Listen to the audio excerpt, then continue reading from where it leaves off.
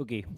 Hello everyone. Welcome back to the Oliveboard. Myself Jay Sharma, and today we have came with the Press India Bureau press release that is from 26th of November to the 31st of November. So every news that are important from the examinations like RBI, NABARD, SEBI, SIDBI, IRDA, everything has been covered in this particular session, right? So let's start our discussion quickly.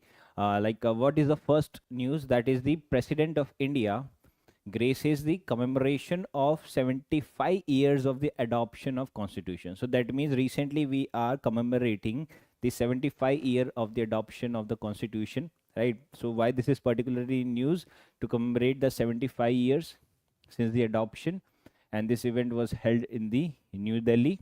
Okay, now what is exactly is this particular news? That on the November 26 1949 we have adopted the constitution of India, right? So we are commemorating that day, that this has become the 75 years since we have adopted our constitution, that is the Samvidhan, right? So in this particular event there has been a participation with various kinds of dignitaries, the scholars and the policymakers. They were reflecting on the constitution's values and in fact its relevance in contemporary governance.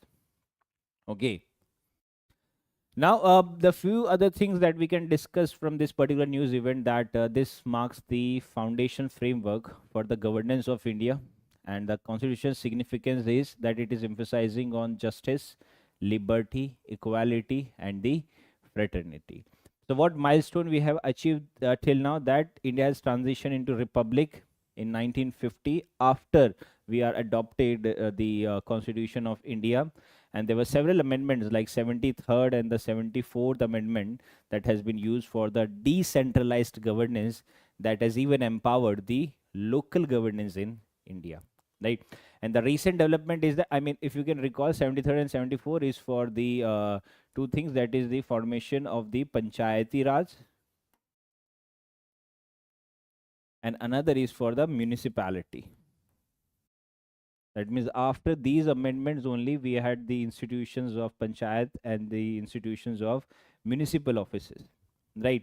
So the recent development is that we are increasing the digital initiatives so that we can aware better, that is the online Hindi course of the constitution, on the constitution of India, right? So that is a very good initiative, so that people should be more and more aware about the constitution of India, what are its features, what are our constitutional rights or the fundamental rights that are been mentioned, right? So we are focusing on celebrating the Constitution Day with the citizen involvement through the preamble reading and the seminars, right? So these were the recent developments. If you understand its example, then we can say there has been a global perspective, that Indian Constitution is considered one of the most detailed and adaptable, often as a global reference that we are saying. There were several local reforms with this. For example, the RTI Act 2005 that showcased that constitution has evolution for the citizen empowerment. If we discuss its past relevance, then we can say that there has been several judicial milestone. For example, the landmark Keshwananda Bharti case of 1973 that has redefined the basic structure doctrine of the constitution, that what are the basic structure that cannot be amended, right? So I mean, Supreme Court has said in 1973 that there has been a doctrine of basic structure that cannot be amended by any act of the parliament. Okay, then there has been a citizen engagement process, that is 2019, that saw preamble readings in education institutions across India. Then we have even United Nations recognition, that is the Constitution Day initiative that has been aligned with United Nations Sustainable Development Goal number 16, that is peace, justice, and strong institution. Okay. Then the practice MCQ for this particular news, we can say that which day is celebrated as a Constitution Day in India. So that is the November 16.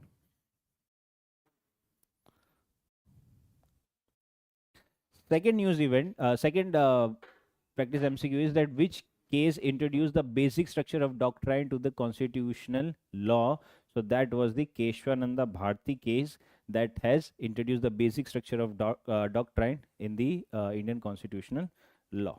Okay. Next news event is that DRDO and IIT Delhi has organized demonstration of quantum communication technologies, right? So the quantum communication technology is very important and it has been recently in the very much news. So if you understand that why in news, that means there has been a collaboration between DRDO and IIT Delhi that has showcased the cutting edge quantum communication technologies that enhance secure communication capabilities. Then what is this particular news? This news is about the demonstrated, they have demonstrated the technologies like quantum key distribution and quantum cryptography for defense applications, and they have even aimed that we will be fortifying India's national security. So that is what they are aiming to, that is to fortify the national security through indigenous solution in cyber security, right? So in order to increase the cyber security, we will be quantifying, or we will be using the quantum cryptography, so that we can increase the national security with respect to the cyber security. Then the value addition from this, we can say that there has been a relevance of quantum communication, that is ensuring the ultra secure communication, that is the ultra secure communication.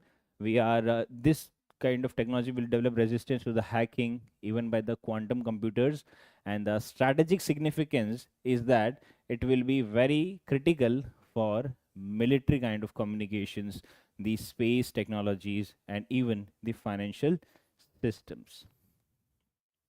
Okay, now this aligned with the India's National Quantum Mission 2023, which targets 6,000 crore investments, right?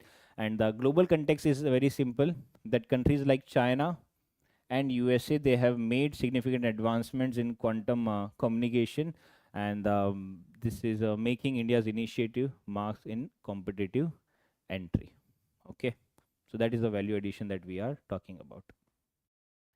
Then the example is like we will use such kind of technology for various, as we have said that for the cyber security, we can also use for the defense use, also for the commercial use. For example, in defense, we will the DRDO has started trial in 2022 between to have a secure communication between the army bases, right? There should not be any kind of disruption in the communication between the bases of the army, and even for the commercial use, that is ISRO will use such technology for the satellite communication in 2021.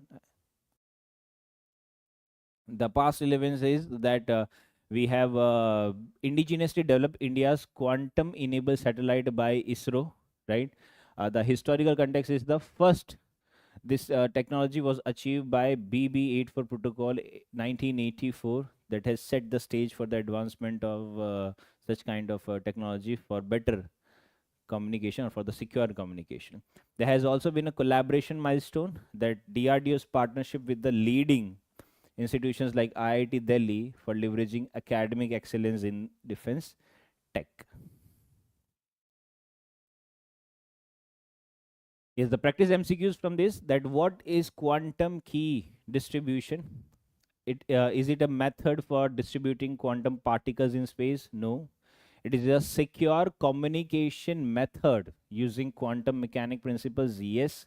It is a type of cryptographic technique based blockchain. No, and none of the above. So correct answer is option B. Next is, what is the goal of India's National Quantum Mission launched in 2023? So its goal is to achieve renewable energy targets. No. To development quantum computers and communication system. Yes. Enhancing agriculture productivity. No. Promoting digital payments. That is also no. So the correct answer is option B. Okay. Next news event is that India climbs up 11 slots to be among top 50 countries in a network readiness index 2024. So if you understand this thing, then we can say that India's has this ranking has been climbed to 11 rank, and now India has been ranked among top 50. That means the 49th rank that India has been having countries in the Network Readiness Index 2024, and this signify strong progress in the digital infrastructure and the connectivity, right? So what is this particular news? That means this is a report by the Network Readiness Index that evaluate the economies based on the technologies, that what kind of technologies they are having, the people who are using technology, the governance, and also the impact of the technology, right? So India has excelled in the technology as well as the governance. So that means we are saying that we have a good kind of technology that has been used by various kinds of people, and we also have a governance that is enabling to use such kind of technologies. Okay, so this is the improvement in digital public infrastructure and also the cyber security measures. If you further understand about the value additions in this, then we can say that India has achieved this through the Digital India initiatives, right? The expansion of Net, and also the policy making like PM Vani for rural internet penetration. We are emphasizing on fintech solutions and universal access via platforms like UPI and the Aadhaar. There has also been the rise that reflect the improved ease of doing business in technology sector, boosting economic growth and digital entrepreneurship. The recent example is that BharatNet has connected 2.7 lakh gram panchayats to high-speed internet, and this ensures the last-mile digital inclusion. The past relevance is that India in 2022 has ranked to 61, right? So now we are have a steady progress, and India's digital economy has contributed to $250 billion in 2023 and is projected to reach 1 trillion by 2026. So that means this is going to be a huge market for India. Okay. The practice MCQ from this particular news event is that which initiative has significantly contributed to India's improved rank in the Network Readiness Index 2024? So that is BharatNet.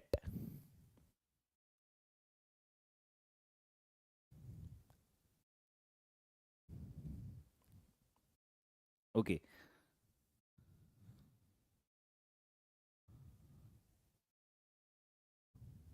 Yes. The next MCQ is that which factor was highlighted as India's strength in the Network Readiness Index 2024. So they are highlighting the technology and governance. They are not highlighting the digital literacy, not cyber security policies, or not financial inclusion, but the technology and the governance. Okay. Next news event is Union Minister for Women and Child Development has recently launched Bal Viva Mukt Bharat. So that means there are still incidents of child marriages or the Bal Viva. So we have to go that will help India. That is as the Bal Viva Mukt Bharat.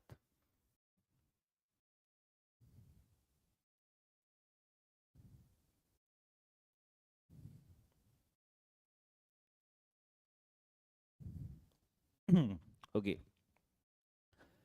So this campaign has been recently launched on the 25th of November to eradicate the child marriages in India. And under this, with this initiative, India wants to achieve the Sustainable Development Goal number 5, that is the gender equality, and it is focusing on that we need to aware people legally about that what could be the legal issues if you are going for the child marriages.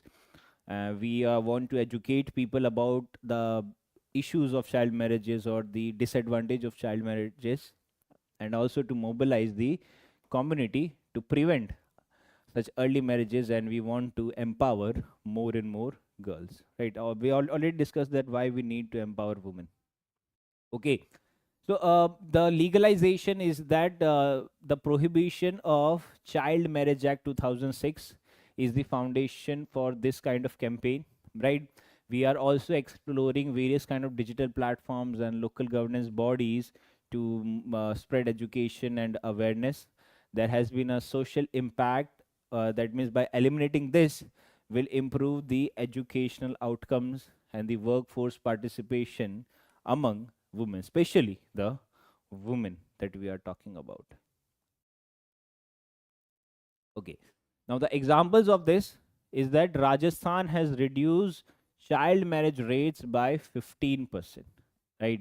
That is between 2015 to 2020 through grassroots campaigns, right? So, I mean, there was that serial, right? What was its name? Balika Vadhu, right? That was also from the Rajasthan, Jaisalmer, Rajasthan, and there was a child marriage that even that particular TV show has created huge awareness about the child marriages and the issues of child marriages like that.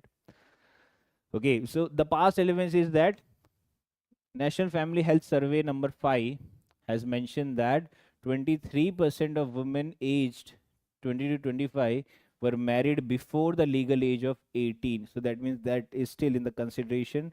And there has been a several initiatives like Beti Bachao, Beti Padhao that have contributed to reduce the early marriages and also to improve the sex ratio in India.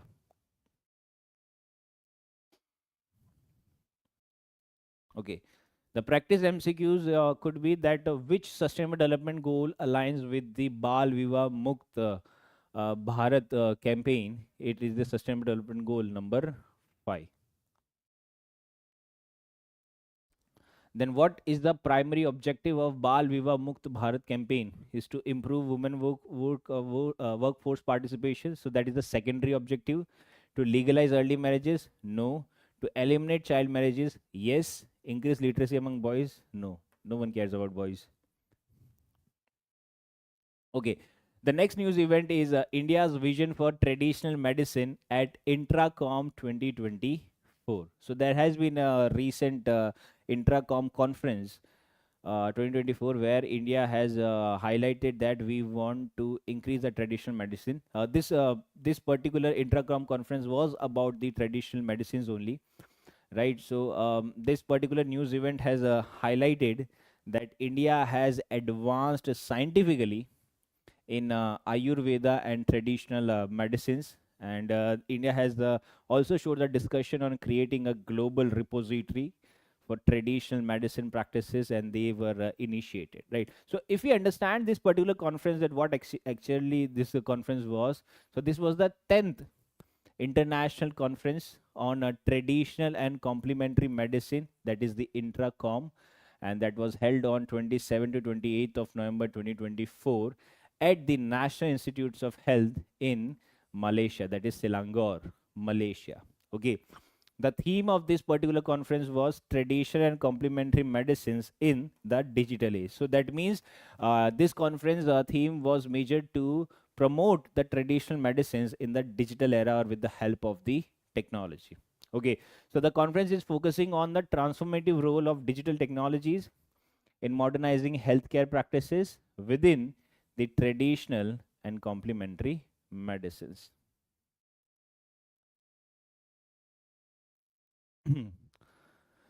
Now, what is India's vision at the Intracom? So, India has highlighted that India wants to become a global leader in the traditional medicine, because India is portraying himself as a leader of the global south. So, they are saying that we are being leader of each and every scenario. So, why not the traditional medicines, right? And then India also want a digital transformation in the traditional medicines, and India wants to work on the evidence-based practices. So that means whatever the medical practices you are doing, that should be evaluated, that should be properly assessed, and that should be has an evidence that this particular medicine is working.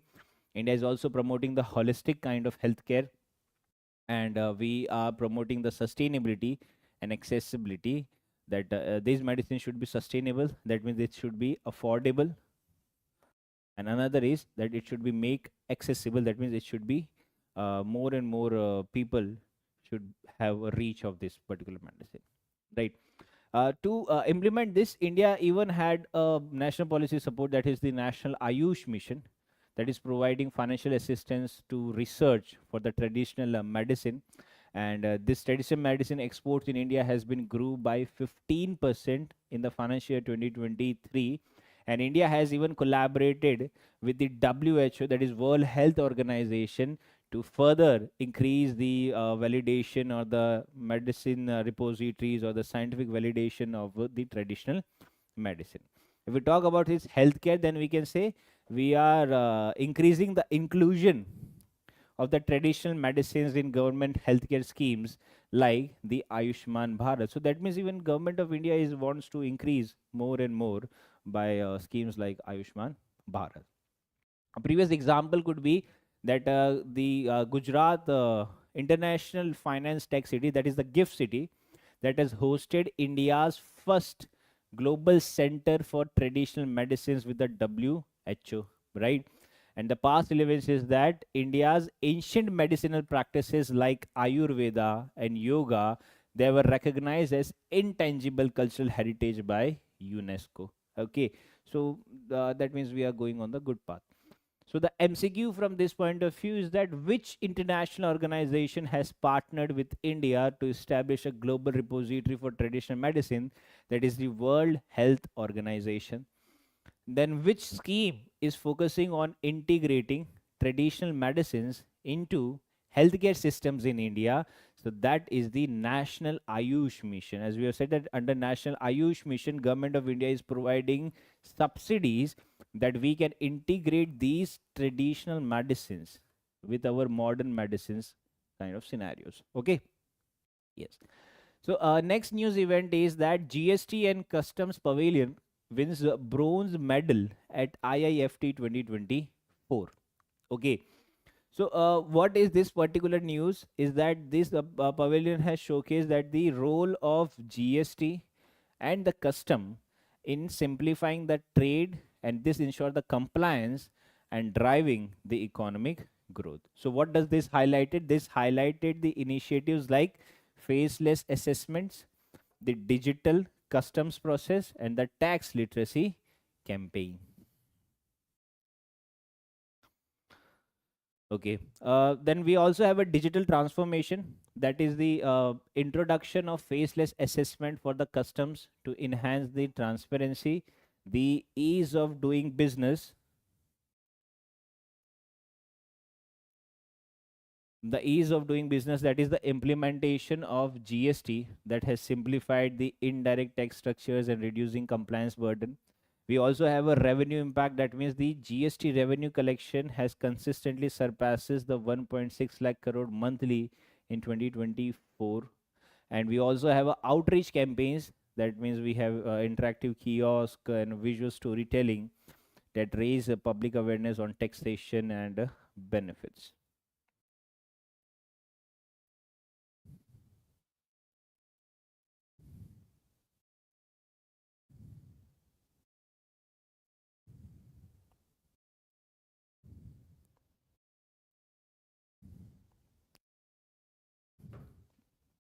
Okay. To talk about this example and relevance, then we can say that GST implementation has helped reduce the cascading effect of taxes, that is unifying the markets across India. The past relevance is like previous initiatives like Sabka Vishwas scheme that has resolved tax disputes and improved the compliances. The practice question is that what major initiatives on the customs has improved the transparency in trade operations? So that is the faceless assessment. The second question is which of the following best describes the GST framework? That is a direct tax system? No. Simplifies indirect compliance? Yes. Reduce tax base? No. Replaces only corporate tax? That is also no. So the correct answer is option B. Next news is India shines in Network Readiness Index 2024. Okay. Now we have already covered this news, but what we have left that we haven't discussed the Network Readiness Index. Now, what exactly is this? It is actually a global metrics that is evaluating the readiness of countries to leverage the information and communication technology. So it is measuring that how a country is in position so that they are using this infrastructure and services that is enhancing the competitiveness in the country, the innovation and also the well-being in a particular country. There are key aspects of NRI. First, it is developed by, originally introduced by the World Economic Forum in 2002, and it is currently maintained by Portuland's Institute. So these names are important. Its purpose is to benchmark and assess the digital readiness of nations, even it to provide insights for policymakers and stakeholders for improving ICT adoption and impact.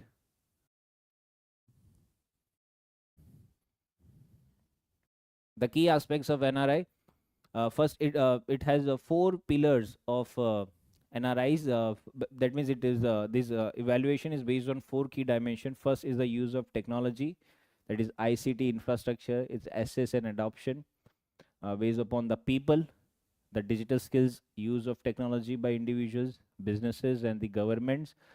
The governance, that is the regulation, trust, and inclusion of ICT policies, and also the impact, the economic impact, social impact, the environmental impact, or the effect of ICT. Okay, the policy impact is simple, that these initiatives like BharatNet and PM Vani have enhanced the rural and urban connectivity. That India outperformed several developing economies and became a leader in ICT innovation. The economic implications are very simple, that it has improved the digital readiness, that boost e-governance, fintech, and startup ecosystem. The future prospect is that India's Digital India program is aiming for further enhance its global ICT competitiveness. Okay. Example is that the BharatNet has connected over 2.5 lakh gram panchayats with optical fiber, that is promoting the rural digitization. And in 2002, India was ranked 61. This is we have already covered. Okay. What does the Network Readiness Index primarily measure? It measures the information and communication technology development and utilization. Second, which initiative aims to provide free public Wi-Fi through small scale entrepreneurs in India? So that is the PM Vani. Okay. Next news is the government of India and the ADB signed $98 million loan for plant health management. Okay. So why this is in news? Because India has recently signed a $98 million loan agreement with the Asian Development Bank so that they can promote the plant health and management in the horticulture sector. And what is this news about? That this loan will support the infrastructure development, the capacity building, the disease management system, and this will aim that India will strengthen their horticulture supply chain. That is very important, and they are even increasing the resilience in our agriculture, and also will be promoting the export potential in India. Because if you are investing more in horticulture, then will ultimately it will help India to achieve supply chain, agriculture resilience, and export potentials. Okay, then the horticulture in India is contributing to 30% of the agriculture GDP, right? So that is emphasizing that it is very very significant. Then we need to create more and more infrastructure. So the creation of plant health labs and modern cold storage has reduced various kind of losses, and this will further increase horticulture's contribution in India's GDP. The global standard, if we are saying that we are focusing on meeting international phytosanitary standards, that will further boost us exports, because by having these standards, so that means we will have a quality certification. Our quality will further improve, and this improved quality will further help us that we are having a good amount of infrastructure development and good quality of our horticulture, right? It will further increasing the employment both in rural as well as the urban areas, because if a particular sector is growing, so that means it will help. Okay. The example is the Maharashtra's mango and grape exporters are benefiting from improved phytosanitary measures, that is expanding their reach to the EU. The past relevance is that in 2018, India has exported horticulture products worth rupees 3.5 billion, that is highlighting the sector's potential. The practice question is, which organization provided the loan for India's plant health management in horticulture? So that is the Asian Development Bank. Then second is, what is the main focus of the loan agreement between the Asian Development Bank and India? About this is to develop the plant health infrastructure for horticulture. Okay. Yes, the next news event is the implementation of message traceability of safe SMS services. So this particular was in news because this has been initiated that we should trace the messages, right, so that we can enhance the SMS safety and we can curb phishing, spamming, and online frauds. So this news event, under this news event, is saying that we are initiating, the Ministry of Communication is initiating the traceability that will allow the authorities so they can track the origin of the suspicious message, right? I mean, many times there are chances, right? You are getting an out of the moon or out of the blue any kind of message which you have no idea that what kind of message is this and who could have given your number possibly. Okay, so this is ensuring that these SMS services are aligning with the security regulations, safeguarding user data and reducing the scams in India. Okay, then we for its better applicability, we are integrating traceability in SMS gateways with the accountability in the digital communication, right? We are also aligning the regulation compliances with the TRICE initiative so that we have a very safe or much safer digital ecosystem. From the economic impact, we can say we are reducing the fraud related financial losses and will be building trust in mobile banking and payment systems. For the future outlook, we could say this will pave the way for traceability in other communication platforms like messaging apps.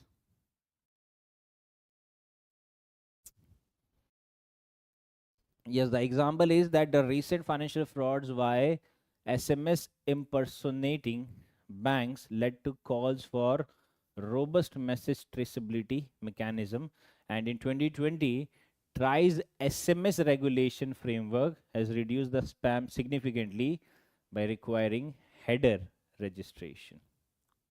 Okay. MCQ is, what is the primary purpose of implementing message traceability in SMS services?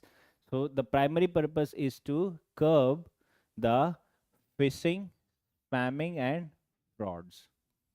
Okay. The next MCQ is that which organization is responsible for regulating the SMS services in India? That is the Telecom Regulatory Authority of India, that is the TRI. Okay. Next news event is that Union Health Minister to lead World AIDS Day 2024 commemoratorium, right? So what exactly is this news about? That under this news, we are saying that we are commemorating the World AIDS Day on 1st of December 2024 to emphasize the prevention, treatment, and the destigmatization of the HIV or the AIDS. So this, their objective is to raise the awareness about this particular disease, and we are saying that we are committing to end AIDS as a public health threat by 2030. Okay, so the key highlight of this, that its objective is to raise awareness, and the theme for 2024 is to equalize to end AIDS, or updated based on the current year's focus, and it was first observed on 1988 as the first ever global health day. Okay, there has been a several government initiatives that will further help this initiative to be achieved. For example, the introduction of free ART, that is anti-retroviral therapy, and we have further expanded the healthcare access for the HIV patient. The data insight from this, we can say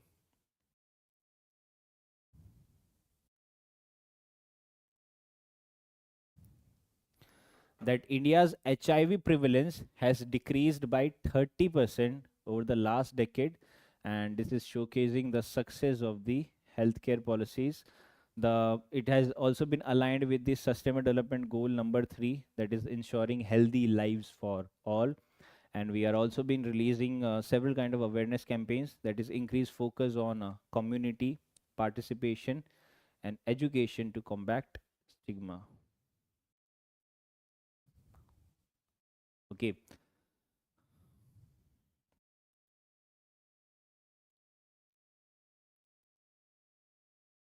Okay. The practice MCQ is that what is the primary focus of the World's AIDS Day 2024? Its primary focus is simple, is not to promote ART or luxury treatment. It is to raise awareness about HIV/AIDS and to reduce the stigmatization. I mean, people consider this as a stigma that you are having an HIV, so that means we should stay away from you or etc. like that. Okay. Then is the which sustainable development goal aligns with the India's security to combat HIV/AIDS, right? So it is the sustainable development goal number 3, that is good health and well-being. Okay, this was it where we have covered several kind of news event. So see you all next time where we'll be covering more such kind of topics and the news event. Till then, stay safe and study well. Thank you.